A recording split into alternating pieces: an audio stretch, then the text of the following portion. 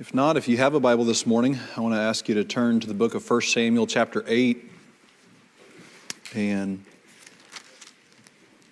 over this break, I started studying this book of 1 Samuel, and I'm sure I've read it through a number of times, but I really enjoyed reading this book, and the Lord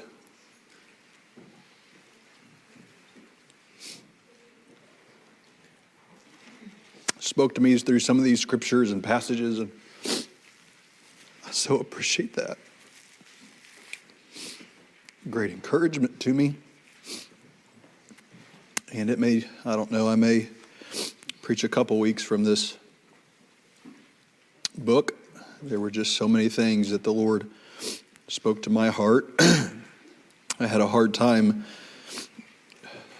knowing what to say this morning and limiting that. But I'm going to try this morning from 1 Samuel chapter 8. And I may skip around just a little bit in this chapter. We'll see. Let's start with verse 1 of our reading today. It says this: "And it came to pass, when Samuel was old, that he made his sons judges over Israel. Now the name of his firstborn was Joel, and the name of his second, Abiah. They were judges in Beersheba. And his sons walked not in his ways, but turned aside after lucre, and took bribes and perverted judgment. Then all the elders of Israel gathered themselves together, and came to Samuel in Ramah. Said unto him, Behold, thou art old, and thy sons walk not in thy ways. Now make us a king to judge us like all the nations. But the thing displeased Samuel when they said, Give us a king to judge us. And Samuel prayed unto the Lord. And the Lord said unto Samuel, Hearken unto the voice of the people in all they say unto thee, for they have not rejected thee, but they have rejected me, that I should not reign over them. According to all the works which they have done since the day that I brought them out of Egypt, even unto this day, wherewith they have forsaken me, and served other gods, so do they also unto thee.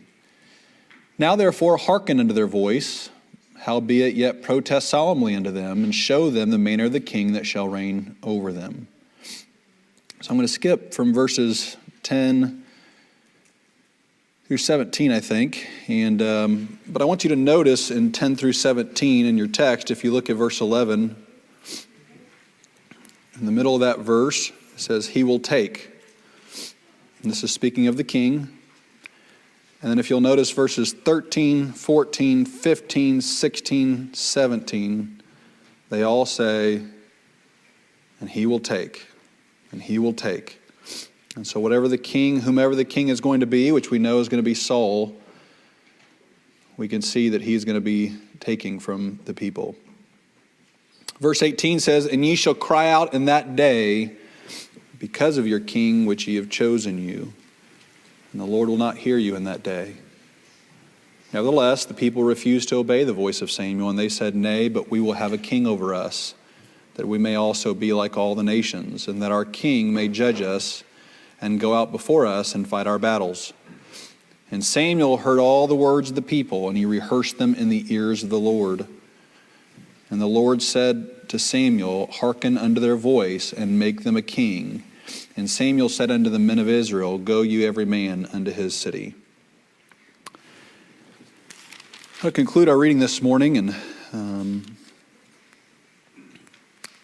I want to get back to some of the things in this passage. There's so much in this passage that could be brought forth today, and I'm sure that I'll do it an injustice to what it should be done. And I pray the Lord will speak to your heart in reading all this passage. But the title of our message this morning is When Everything Fails. When Everything Fails. Now, in reading across the book of 1 Samuel, one of the things that I had never noticed before that really jumps out about this whole book, and really This book used to be 1st and 2nd Samuel combined. And so it's really both of these it's a book of sharp contrasts. And I think that's very intentional what the author is doing. Is that he puts forward, instead of proverbial instruction, it's like a narrative that he's wanting to put before us, stories, but it always comes in twos. It's a pair. One is meant to show you the negative, the bad, the sinful, and the other is meant to show you God's way and what he delights in and righteousness. And that starts from the very beginning, that we see right when we open up the book in 1 Samuel that there are two ladies, Peninnah and Hannah. And Peninnah looks at her children one way and uses them a certain way, and Hannah to the opposite. We learn of good priests, or at least ones that, though they're imperfect, they seem to be after the will of the Lord, in Eli and Samuel. And then it makes it very clear, we see the opposite of that. We see Hophni and Phinehas, which are Eli's children. And then as it described in our text this morning, Joel and Abiah were Samuel's children. We see Saul. And the arc of Saul's life is, well, sad. He starts out and he's chosen by the people, and they long for a king, and God gives them the desires of their heart, though in the desire of their heart it was truly, whether they realized it or not, a rejection of him. And then we see just over a few chapters that he starts out and is obedient to the Lord, but then very quickly begins to be disobedient and falls out of favor of God. And God replaces him with David.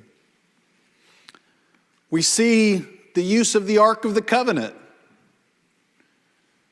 There's a good use of the Ark, and then there's what eventually becomes the story of Ichabod, right? Where they take it like this trophy that they can just waltz into a battle, and as long as they bring this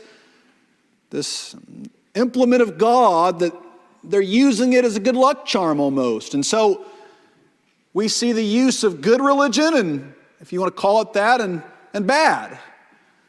And so all through these books, what we see is that the author is trying to communicate to us there's a way that God delights in and is pleased with. And the stories are meant to outline these archetypes that we are to follow, that God desires us to be men and women after his own heart like David. That God desires us to be faithful and true and allow justice and mercy to prevail and not put our own interests in mind and thereby compromise truth and right in the Lord. And so all through the book we see this, and yet as I was studying that this week, there was another thing that began to jump out that I really want to focus on this morning before we look at those perhaps over the next few weeks. And that is, despite the fact that there was these negative examples and these good examples, in every single case, even the good examples eventually failed. That we know that even though Eli and Samuel did many things that were glorifying to the Lord, and although he used them in wonderful ways to please him as his priest over Israel, eventually we begin to see their sin rise to the top. And Eli, instead of treating his children the way they ought to have been and promoting God's way and not turning a blind eye to the sins of his sons, he indulged his children. And because of that, God determined he was going to judge the house of Eli, promising him that he would not have strength in his home at a certain time, or that his sons would die, and that's exactly what took place.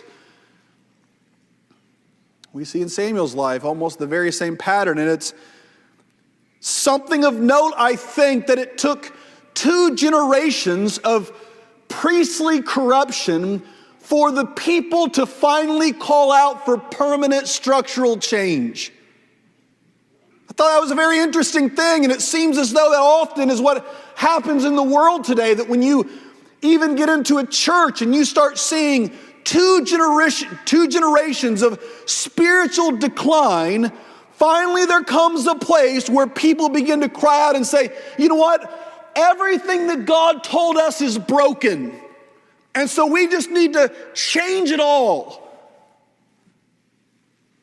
I'm not saying that's right, but it seems to follow a pattern of human nature that unless you have beheld truth and right being exercised and practiced, that you find a hopelessness in the promises of God yet fulfilled as a young person.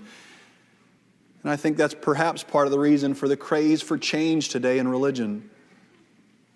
Nonetheless, we see in David, like the arc of his life, that just as Saul is beginning to decline, we see the rise of this man David.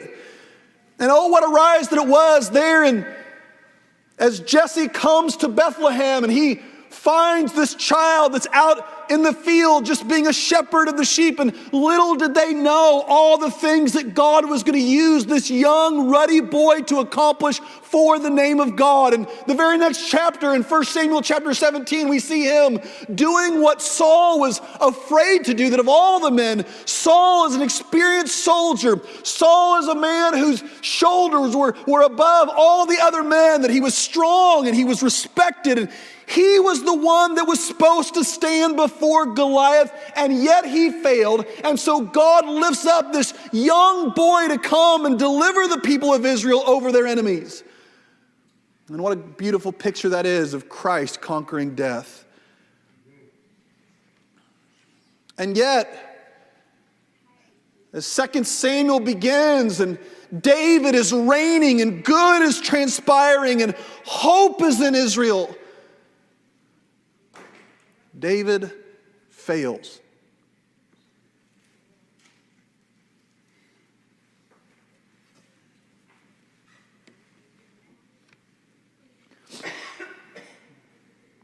And I was reading about that, and it just saddened me so deeply. These were real people. There was real cost to failure, just like there is today. There's real cost. David, one of the great men of the Scriptures, having done so much for the Lord, and yet from the moment that he sinned, his life, his family, his kingdom was changed forever. I got to thinking about how every man in the Bible portrays is that way. As much as the New Testament tells us to look to our father Abraham for faith, we can go back through his life in the book of Genesis and we find failure. We find imperfection, and not of a small amount. We go to Moses, and we see Moses sin both before God lifts him up and after God lifts him up. Moses, despite being a faithful picture of Christ and so much that Christ would one day come and accomplish, Moses and Abraham and David and all the great men of Israel's history, one thing they all have in common is though God lifted them up as a picture, they are certainly a flawed picture. All of them failed. And all of them failed in no small order. And I believe that 1 Samuel is full of these two paths that you can take, and it no doubt shows us that he wants us to be like Samuel, and God wants us to be parents like Hannah, and God wants us to be to follow and emulate the kingship of David as opposed to Saul. And perhaps over the coming weeks we'll talk about some of those things and the qualities that they showed and the faith that they showed. All of those things worthy of our emulation. But the truth remains that in the end, all human enterprises and all human beings are flawed. And their example is limited. And we end the book of Samuel, both books, with this immense disappointment. And we do that with the whole lot of the Old Testament. That we read through the book of Genesis and we see these men like Noah. We see these men like Abraham and his offspring. We see them being used of God, but in all these cases, we see these men full of flaws. And it makes us, as we read the text, know that there has to be more. And 1 Samuel gives us these little drops, these little signs that one day God would establish a priest who was truly set upon following him. Oh, and there's a double meaning there, because we know in one sense that when he's telling Eli that in chapter 3, that might be a subtle reference to Samuel, but maybe it's not. Maybe that's not what it was ever intended to be. That when it says that he was looking for a man that was after his own heart as a king, yeah, maybe to some extent it's referencing David, but maybe it's not. Maybe it's telling us that there is one coming who would supersede in all ways all of the good paths that we can look to, that they would all be trumped, that they would all be exceeded by one who would come and surpass them all. And this morning I want you to know that there is a sense to which all human enterprises, all human beings will fail you.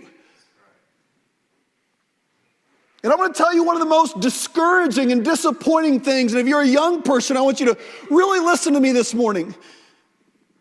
One of the most disappointing things that's one day going to happen is that the people that you have esteemed most highly are going to fail you. Now, this isn't a matter of if, it's when. They are going to do that. Your parents one day are going to fail you.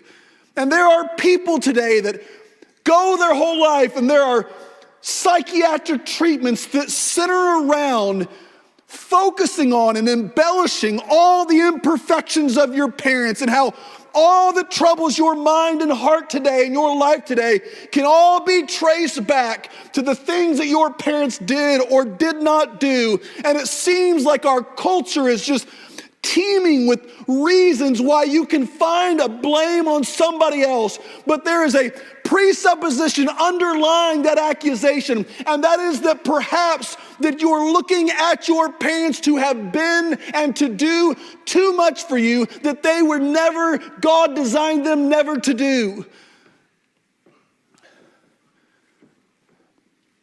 Maybe that's not the problem, is not that your parents failed you. Maybe you think today, I know you think today if you're a young person, that when you just find the right spouse, it's just, life is going to be complete. It's not. It's not going to be complete. You can be happily married. You could be completely satisfied in marriage and yet still be wanting more. And it is often an abrasive interruption to your thought process and can lead young couples into deep crisis. And many people here this morning have perhaps been through that, where you looked and you thought, I have all these things that are ailing in my life, and my family was dysfunctional growing up, and I wasn't the person I wanted to be as a young teenager. But you know what? Now that I'm getting married, I'm starting this new trajectory and this new life, and everything's going to be better. And perhaps it camouflages for a short time all the things that's wrong with your life and all the things that's been wrong with your life. But I want you to know that that expectation will go unfulfilled. Because God never designed any person to satisfy the longings of your heart.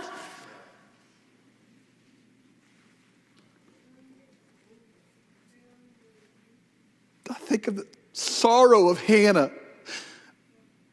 I've sat with young ladies and young men before who couldn't have children, and it just ate them alive.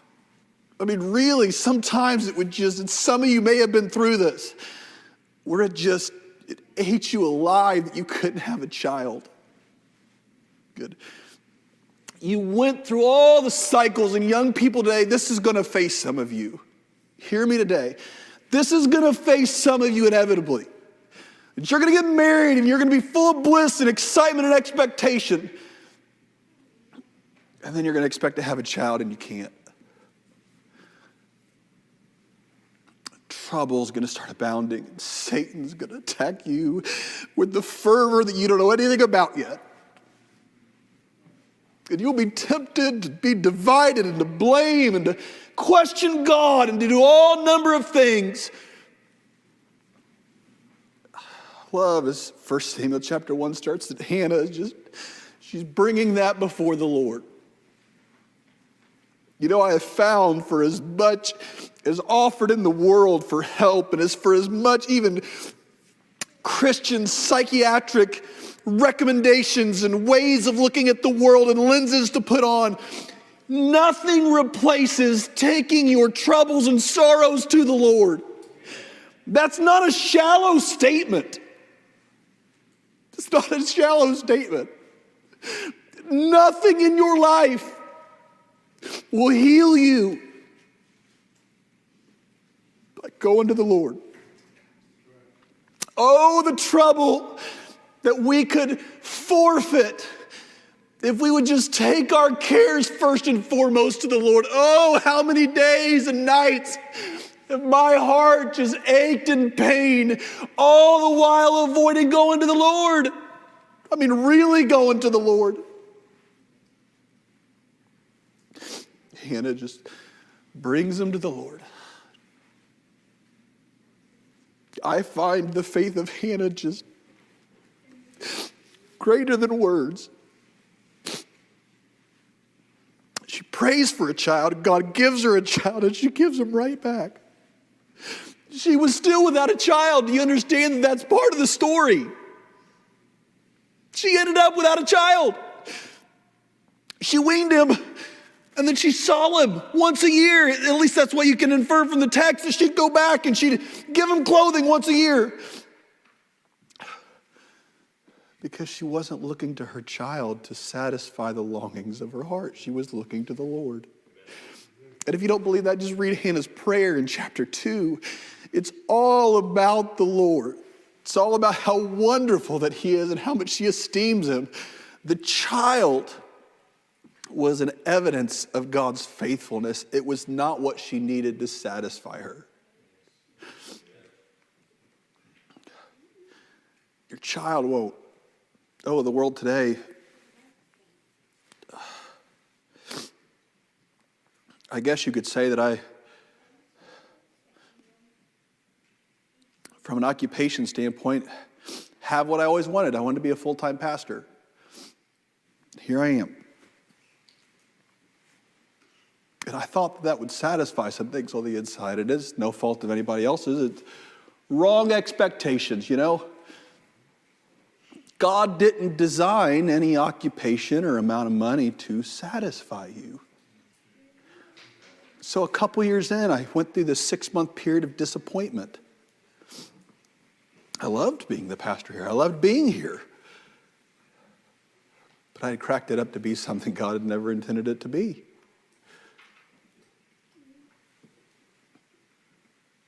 Every person and everything fall short.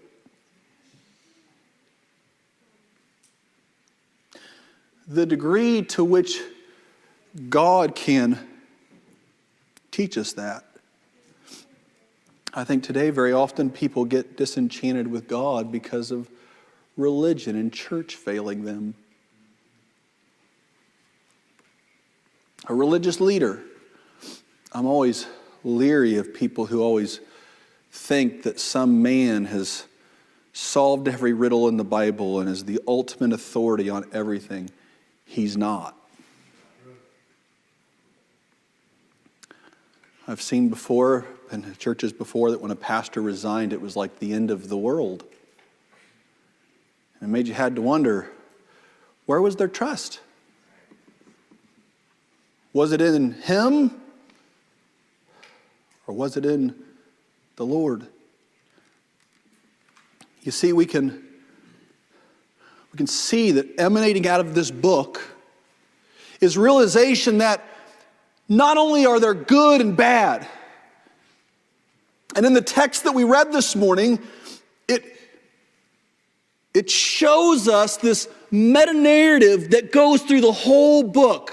What that means, a meta-narrative is something that's like, it's the undercurrent, it's the underlying theme that is going throughout the whole thing, though it's not so always explicitly said. And that is that although there's a preferred way that glorifies God and there's a way that doesn't, ultimately, all of those things will fall short because God is meant to be the ultimate one that satisfies. I want to say this. You know what? There's going to come a place too where not only do you recognize that everybody else fails and everything else fails, you know what? It's really devastating when you realize you fail. Now, I mean that in a very particular way. When you fail you. Like all of us, in some sense, have these desires that are on the horizon, things that in our life we want to accomplish, and ultimately the person we want to be. The aspiration of our heart, even if it's well placed. My mind is struck and thought this week and felt great connection to the story of Adoniram Judson, how all throughout his life, it seemed as though that his desire was to do the will of the Lord. And in many ways, it was. In 1812, he and his wife, Ann Judson, there they set out from the East Coast and they go around the world and they're the first missionaries for America. And you've heard me tell the story before of all the danger and the trouble that they went through. They get there and they start a mission and eventually people are saved and persecution occurs and all these terrible things happen. But there's a moment amidst all of it that I was 17 the first time I read it, and it was gripping. It's still gripping. Where he realizes that beneath all of those sincere, genuine desires to do right, when good was present, there was this evil present inside of him. He always wanted to be known and remembered. He wanted to be remembered for being the valedictorian of Brown University. He wanted to be remembered for being the first one to produce a curriculum that would be used all throughout New England. Then when he got saved, he wanted to be the first young man to be a missionary from America. Then he wanted to be the first one to produce a translation for the Burmese people. Then he wanted to be the first one. There was always underneath all those things that, and I want to be really clear about this, I believe his motives were at their core. They were good. He wanted to do those things. But when good was present, because he was involved, he infected every good endeavor with himself. And with it brought pride and sin. And his wife died. And he went out to the jungle. And he began to call out to God in the jungle in his deep sorrow. And the Lord showed him that the only thing that would have gotten his attention, only thing that would have brought the scales off of his eyes to recognize that the glory does not belong to Adoniram Judson, the glory belongs to Christ, was that it had to take the person away whom he valued most. And there he sat in that jungle, that tiger-infested jungle, careless of whether he lived or whether he died, because he recognized that my life has not been so devoted to the glory of Christ like I think it has been. You see, there came a point, I believe that's his point in his life, from the biography at least, he disappointed himself. He had failed. In one sense, and that's really important. I believe it's a really important lesson for all of us to grab a hold of this morning, is that there is no sufficiency of ourselves. Everything that you aspire to do and accomplish, as godly as it might be, fully rests upon God through Jesus Christ. And you can do nothing. Isn't that what Jesus said in his last hours upon earth in John 15? Without me, you can do nothing. And so we find here that these people in 1 Samuel, all of these things, as David rises to power, as Samuel and Eli rise, and they're these good examples, all of them fall short and show us ultimately that there is a need for a greater priest, for a greater king, for a greater parent, there's a need for a better self. And that only comes through the new creation found in Jesus Christ. So this morning, there's a sense to which it is a necessary truth to fully embrace that if our hope is established or founded on anything less than Jesus' blood and righteousness, even in the most subtle and subconscious ways, that they will not be what God intends for them to be.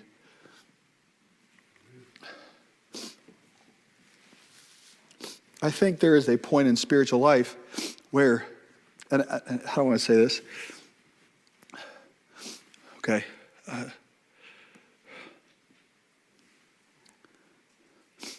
think there's often times where people think, there's this linear, that maturity, spiritual maturity is linear, and you get to these points and then you're there, and then you get to the next point and you're there, and the next point and there. And perhaps there's a layer of truth in that, but I find it more true in myself that momentarily, God, by his grace, and it is by God's grace,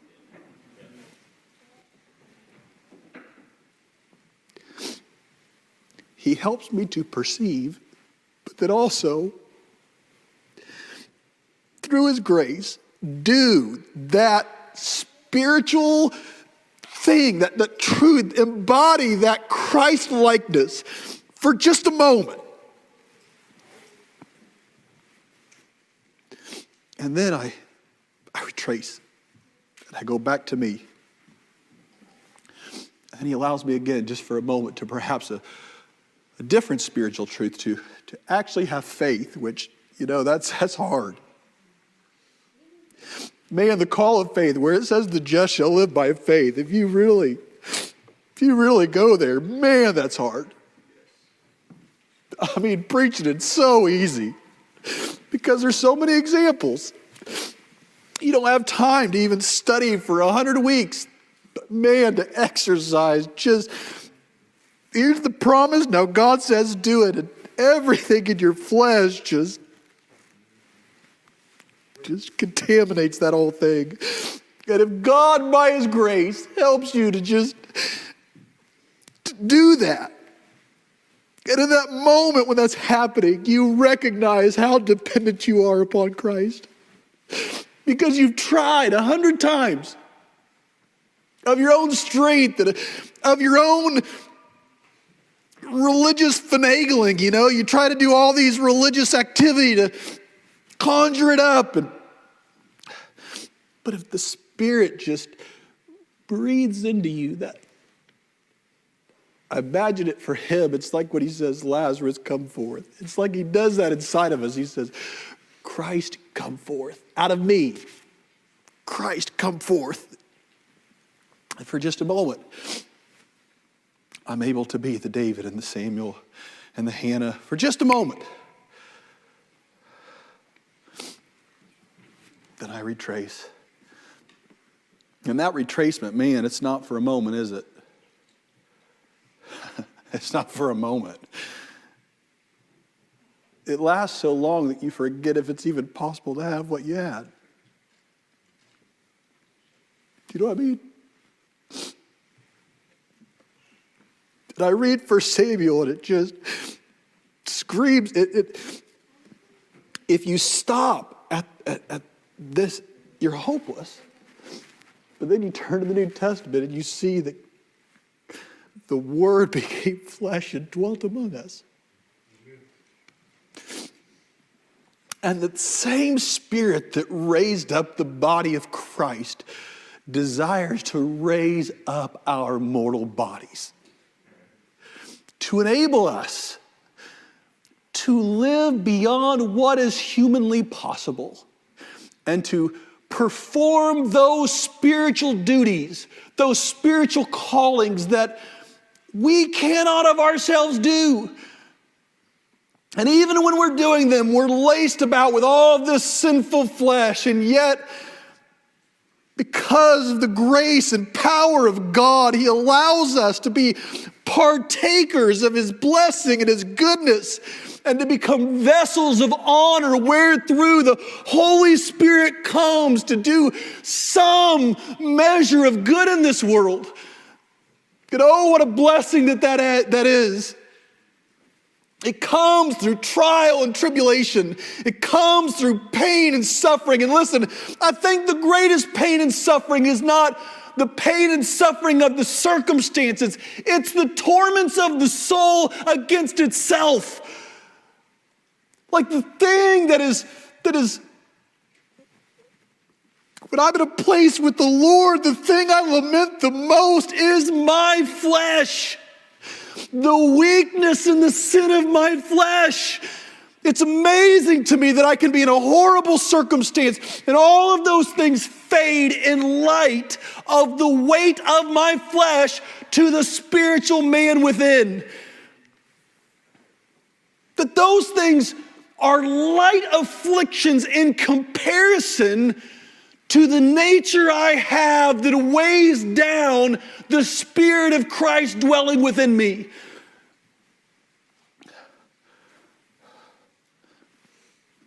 But I'm thankful. A few months ago, I discovered that in Matthew 16, the first time Jesus reveals the nature of the Messiah, that He was going to be one that came and died and gave His life and raised 3 days later. And then He says, if you want to follow me, take up your cross. Deny yourself, take up your cross and follow me. The very next chapter is the transfiguration. The way to be transfigured is through bearing the cross. And you know, I'm going to start to close, but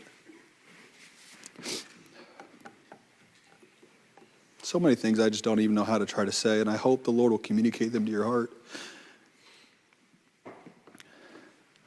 The motif of like bearing your cross, that symbolism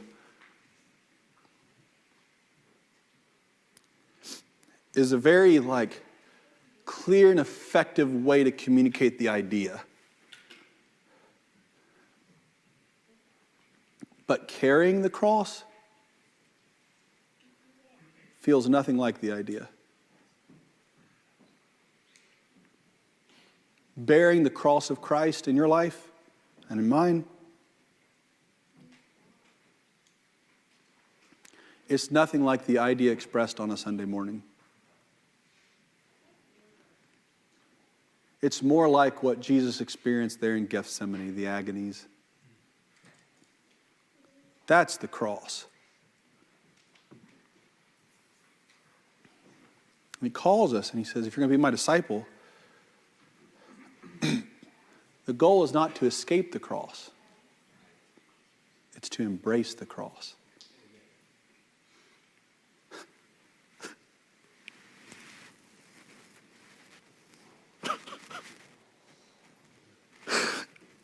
But I don't want the cross. Everything in my flesh doesn't want the cross. But there's no way to the resurrection but through the cross. This morning, as I read 1 Samuel, there was this longing in my soul for the man Jesus.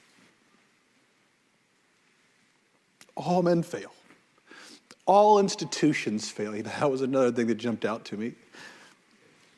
Man, is it true there's not a perfect church? And I'll even say this, there's not a perfect denomination either.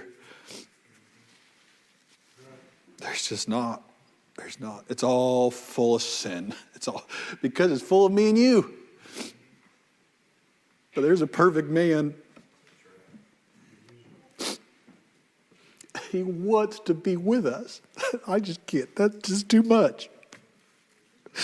Why would he want to be with us? But he does. What a testimony to his greatness, that a perfect and a holy God would make provisions to be able to dwell with men. And yet that's what he's done. I'm thankful this morning in some strange way. I'm thankful for